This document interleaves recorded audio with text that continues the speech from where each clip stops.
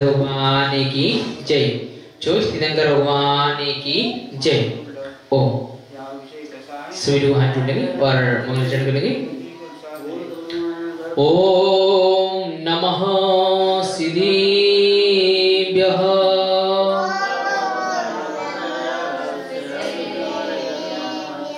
ओम नमः सिद्धिभ्यः।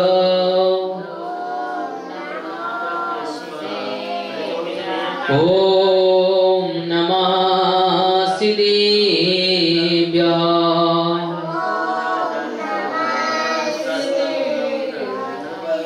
ओम नमो अरिहंताणं।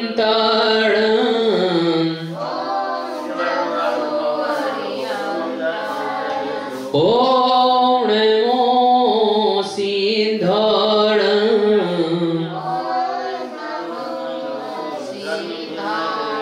ओम नमो अरियाणं।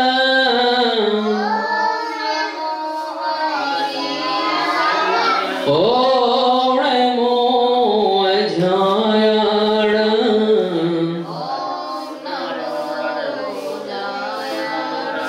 ओम नमो लोयसविसाहोणं।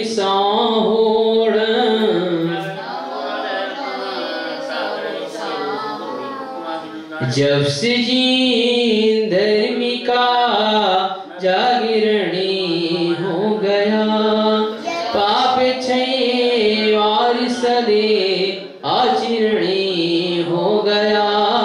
जब से जीन धर्मिका जागरणी हो गया, पाप क्षय और सदे आचरणी हो गया। पंच परमष्टियों को किया जो नमन, पंच परमष्टियों को किया जो नमन। जिंदगी का सर व्याकरणी हो गया, जिंदगी का सर व्याकरणी हो गया, जिंदगी का सर व्याकरणी हो गया। बोली दिव्य दिव्य जर्सी आदि भगवान की जय।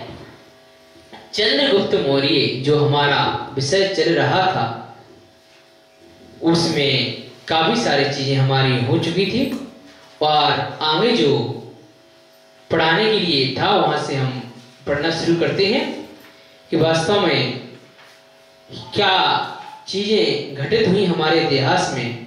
वह है इसका ग्रंथ मुनि श्री ब्रह्म सागर महाराज ने जो बनाया है, उसका अध्ययन चल रहा है और आगे पढ़ना शुरू करते हैं।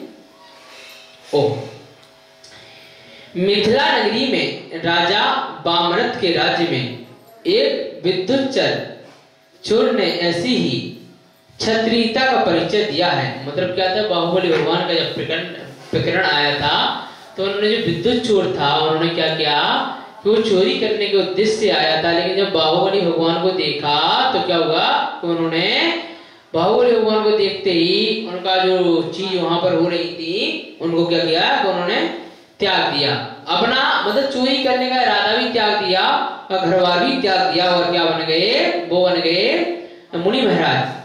वह दिन में तो मंदिर के बाहर गरीब बनकर बैठा रहता था, जो विद्युत चोर था गरीब बनकर बैठा रहता था और कोड़ी की भेष में, मतलब कोड़ी की भेष में बनाए रखा था। और रात में ऐसा भेष करता है कि शरीर को के देवता क्या करेंगे, मतलब रात में अद्भुत भेष कर लेता है।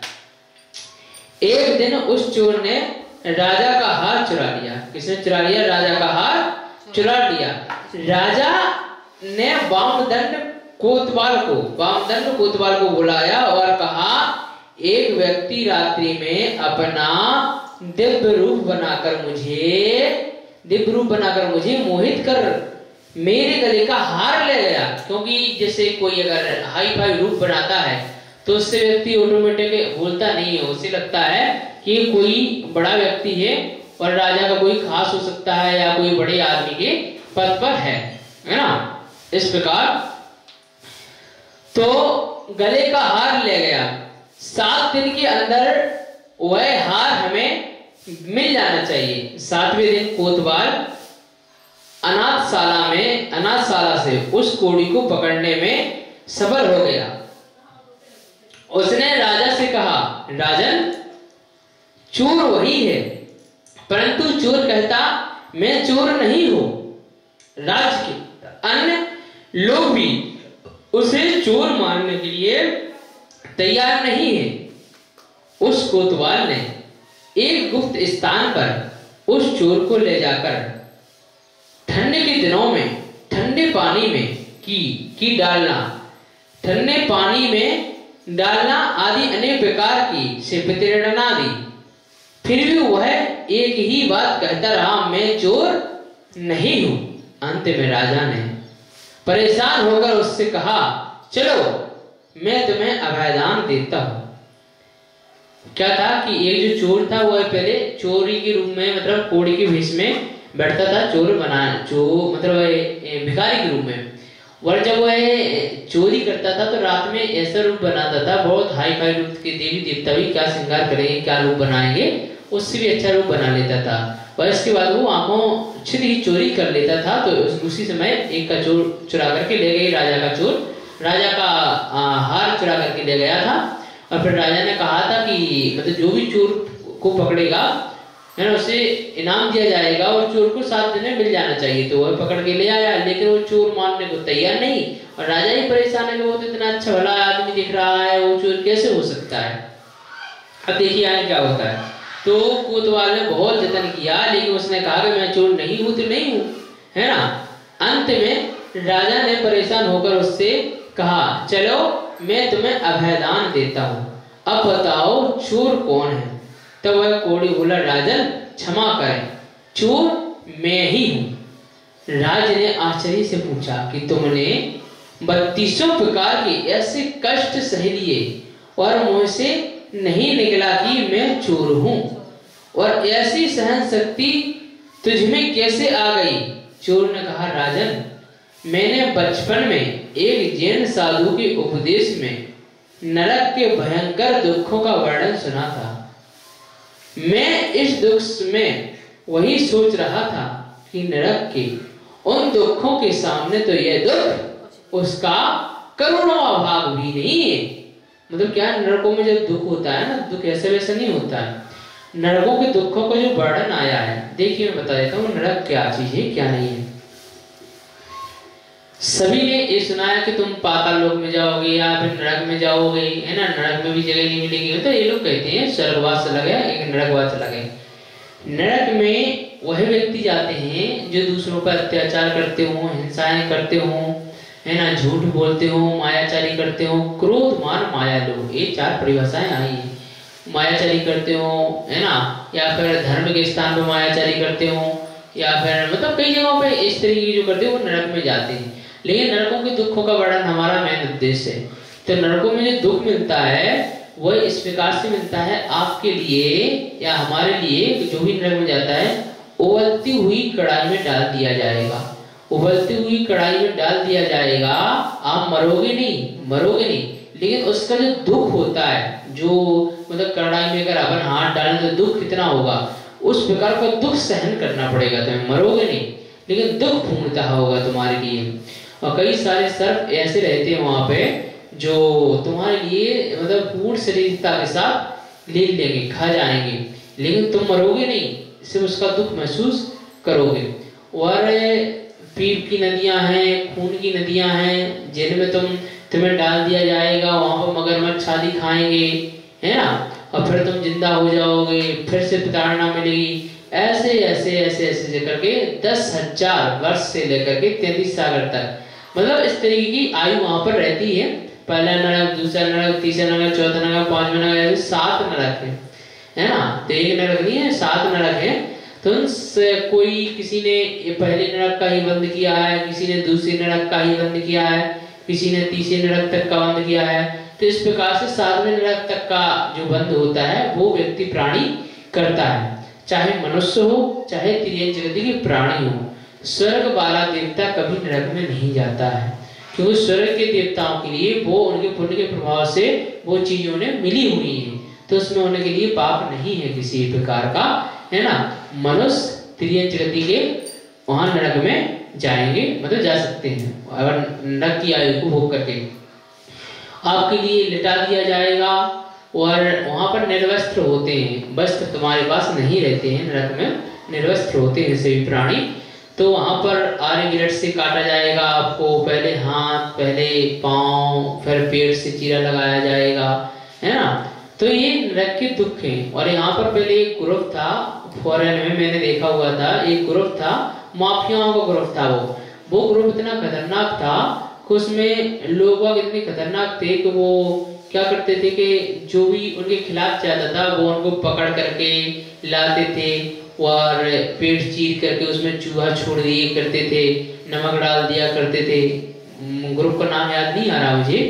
तो आतंकवादी लोग तो सिर कलम कर देते हैं यहीं पे, वो तो साक्षात है, लेकिन वो ग्रुप भी था माफियों का जो मतलब लोग बागों के लिए ला करके जो बेगुनाह लोग बाग हैं उनके खिलाफ जाएं तो इस तरीके से मारा करते थे। तो नरकों के दुख यहाँ भी थोड़े बहुत महसूस किए जा सकते हैं, है ना। लेकिन वहां पर जो दुख होते हैं वो अथाह दुख होते हैं। वो अगर वहां के जो पेड़ आदि होते हैं, अगर आप वहां पर बहुत धूप होती है वहां पर, अगर आप पेड़ के पास जाकर के बैठोगे तो पेड़ से जो पत्ता गिरेगा वो तलवार की धार से ही बहुत खतरनाक होता है वो पत्ता। तो आपके हाथ पे गिरा तो हाथ ही कट जाएगा, सिर पे गिरा तो सिर फट जाएगा, दुख होगा लेकिन मरोगे नहीं, है ना। इस प्रकार से वहां के असहनीय दुख हैं।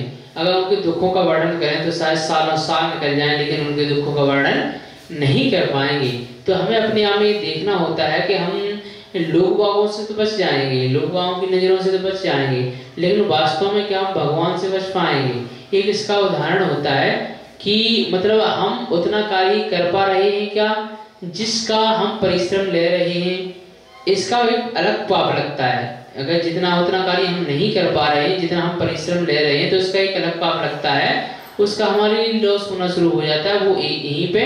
और अगर लॉस नहीं हुआ तो हमारा पुण्य कम होने लगता है। पुण्य के प्रभाव से हमारी बहुत सारी चीजें मिलती हैं, जैसे कोई दिक्कत हुई तो छोटे रूम में निकल गई, है ना, कोई चीज हुई तो छोटे रूम में निकल गई, ये पुण्य के प्रभाव से होता है। अगर हमारे पास पुण्य नहीं रहेगा तो छोटी छोटी दिक्कतें बड़ी बड़ी दिक्कत बन जाती हैं और उसका बहुत बड़ा परिणाम भी हुआ करता है ना। तो इस प्रकार उन्होंने क्या किया कि नरकों के दुखों का वर्णन सुना हुआ था उन्होंने मुनि महाराज के मुख से। तो नरकों का वर्णन सुनने से क्या हुआ, वह चोर सोच रहा था कि इन नरकों के दुखों से तो क्या है, कुछ भी नहीं है ना। तो हे राजन, मैंने बचपन में जैन साधु के उपदेश में नरक के भयंकर दुखों का वर्णन सुना था। मैं इस दुख में यही सोच रहा था कि नरक में इन दुखों का सामने तो वह दुख उनका करोड़वा भाग भी नहीं है। राजा चोर की बात सुनकर बड़ा प्रसन्न हुआ है और कहा, आप बताओ तुम क्या चाहोगे। चोर ने कहा, इस मेरे मित्र कोतवाल को अभयदान दीजिए। राजा ने विस्मय से पूछा, यह तेरा मित्र कैसे हुआ। तब चोर ने कहा, सुनिए राजन, दक्षिण दिशा में अभीर देश की बेड़ा नदी के तट पर एक बेना नगर है। वहां के राजा जित शत्रु और रानी जमावती का पुत्र मैं हूं। वहां के कोतवाल का पुत्र यह वामदंड है। हम दोनों ने एक उपाध्याय के पास विद्यार्जन किया। मैंने अन्य अनेक विद्याओं के साथ साथ चोर विद्या भी सीखी और इसने कोतवाल की शिक्षा। दोनों ने प्रतिज्ञा की कि मैंने प्रतिज्ञा की है कि जहां तुम कोतवाली करोगे वहां आकर मैं चोरी करूंगा। और इस मित्र ने भी प्रतिज्ञा भी की जहां तुम चोरी करोगे वहीं मैं कोतवाल करूंगा। क्या हुआ था, वो बचपन के मित्र थे और उन्होंने कहा कि मतलब मैं चोर की विद्या ग्रहण करूंगा, उन्होंने कहा मैं कोतवाल की। तो मजाक मजाक में उन्होंने कहा जहां तुम चोरी करोगे वहां मैं कोतवाली करूंगा, जहां तुम कोतवाली करोगे वहीं मैं चोरी करूंगा। तो ऐसे उन्होंने संबंध मतलब बना लिया मजाक मजाक में, है ना। अब क्या हुआ, तो इसलिए उसने कह दिया कि अभयदान दीजिए। वो पकड़ के तो ले आया, कोतवाली पकड़ को ले आया, सच्चे चोर को पकड़ के लाया था, लेकिन क्या हुआ कि वो मतलब दूसरी चीज हुई, उसने उगला नहीं अपने मुख से, है ना। इस प्रकार से हुआ, है ना। अब आगे इसको हम पढ़ते हैं। हम दोनों के पिता अंत समय में संन्यास धारण कर वन को प्रस्थान कर गए। उसके बाद मेरे भय से यह आपके यहाँ आकर कोतवाली करने लगा। मेरे भय से मतलब ये यहाँ पर चोरी करेगा। मेरे भय से आपके यहाँ पर कोतवाली करने लगा। मैं चूंकि राजा था, क्या था, मैं उस समय राजा था, फिर भी प्रतिज्ञा के कारण वो यहाँ आकर चोर बनकर रहने लगा। यहाँ आकर चोर बन करके रहने लगा। जो चोर की जो वो करते हैं ना ट्रेनिंग, चोर की भी ट्रेनिंग होती है, लोग वो करते हैं। आपने कई बार देखा होगा, दिल्ली में चलते जा रहे हैं, यहाँ पर्स चोरी हो जाता है, जेब कट जाता है, लोगों को पता ही नहीं चलता। इसकी भी ट्रेनिंग होती है ना। जो चोर का ग्रुप करता है, उसके वहाँ पे रेलवे में जा रहे हैं आप, रेलवे में फोन छिन जाता है, ट्रेन स्पीड में छिन जाता है, तो वो गोपनीय रूप में करते हैं, है ना, गोपनीय रूप में कराते हैं। और उसका एक बहुत बड़ा वो होता है, मतलब एक दूसरे कॉन्टेक्ट जुड़े रहते हैं, ऐसा नहीं अलग अलग। इसके 3-4 ग्रुप भी हो सकते हैं। एक ग्रुप में 4-5 लोग बंदे, 15-20 बंदे होते हैं, और इसका एक अमाउंट जाता है, जो सुरक्षा करने वाले हैं, जो देखने वाले हैं, उनको भी जाता है। मतलब ऐसा सुनने में आया है ना, क्योंकि मैं डायरेक्ट नहीं बोल पाऊंगा। तो मेरे कहने का मतलब ये है कि ये ग्रुप है, इनसे बच करके हमें चलना है जीवन में, है ना। और लड़ाई करने से कोई फायदा नहीं है, हथियार भी होते हैं ना, कुछ हो जाए कर जाए, अपने जीवन से बड़ा कुछ भी नहीं है ना। धन गया कुछ नहीं गया, जीवन चला गया तो फिर क्या गया, है ना, क्या रहा हमारे पास, है ना। तो इसकी भी ट्रेनिंग होती है, तो वो अलग बात है, वो सब्जेक्ट अलग है। तो क्या है, मैं यहाँ आकर चोर बन करके रहने लगा। मैं चूंकि राजा था, फिर भी प्रतिज्ञा के कारण यहाँ आकर चोर बनकर रहने लगा। अब मैं इस राजभवन से सीधा वन की ओर जाऊंगा और व्रत धारण कर 22 परिसहों को सहन करूंगा। इतना कहते ही मैं सीधा वन की ओर चला गया और जाकर दीक्षा ले ली। देखिए, राजा पकड़ा गया था, है ना, वो दूसरे राज्य में तो राजा था, और इसके बाद में कहाँ चला गया, वो सीधे वन में चला गया। सुना है राजन, उस विद्युच्चर मुनि के साथ 500 मुनि विहार कर रहे हैं। वे निष्परिग्रह और अव्यंजन बनने के उपदेश दे रहे हैं। ठीक है मंत्री, आपने बहुत रोचक बात सुनाई। मुझे लगता है कि इस नंदवंश की रक्षा और समृद्धि जैन धर्म के प्रभाव से होती आई है, इसलिए कलिंग जिनकी मूर्ति को लाने का अब मैं संकल्प कर चुका हूं। चाहे इसके लिए जितना ही बड़ा महासमर का बिगुल क्यों ना बजाना पड़े, मंत्रीवर शीघ्र तैयारियां की जाएं। तैयारियां हुई, कलिंग पर चढ़ाई हुई, और कलिंग जिनकी मूर्ति को लाकर मगध साम्राज्य के केंद्र पाटलिपुत्र में यथासंभव मंत्र विधि से प्रतिष्ठापित किया गया। नंदवंश की प्रतिष्ठा मूर्ति की प्रतिष्ठा के साथ साथ बढ़ गई। समूचे देश में मगध साम्राज्य एक बलशाली किंतु धार्मिक साम्राज्य के रूप में छा गया। बलवत्ता के कारण यदि स्वयं बदल जाता है तो सुशासन दुशासन बन जाता है। दुशासन की छाया में प्रजा राहत की सांस नहीं ले पाती। नंदवंश के इस प्रतापी राजा ने प्रजा का दिल जीत लिया। साम्राज्य विस्तार की ओट में कलिंग जिनकी अपने साम्राज्य में स्थापित करने के दोहरे उद्देश्य की राजनीति सबकी समझ में नहीं आई। राजा की धार्मिक भावनाओं का बल जैन धर्म का अनुपालन करने वाली प्रजा ने खूब सराहा। इस युद्ध का उद्देश्य सुनिश्चित था। कलिंग जिनकी मूर्ति को अपने साम्राज्य में लाना, इसी उद्देश्य के तहत ज्यादा घमासान नहीं दे पाया। और कूटनीति के राज्य युद्ध ने धर्म युद्ध का बाना ओढ़ लिया। मगध राज्य हो या कलिंग राज्य, दोनों का उद्देश्य था मूर्ति की प्रतिष्ठा को निष्कलंक बनाए रखना। कलिंग नरेश ने नंद राजा की शक्तिशाली सेना को देखकर थोड़ी ही समय में धर्म की आड़ में आत्मसमर्पण कर दिया।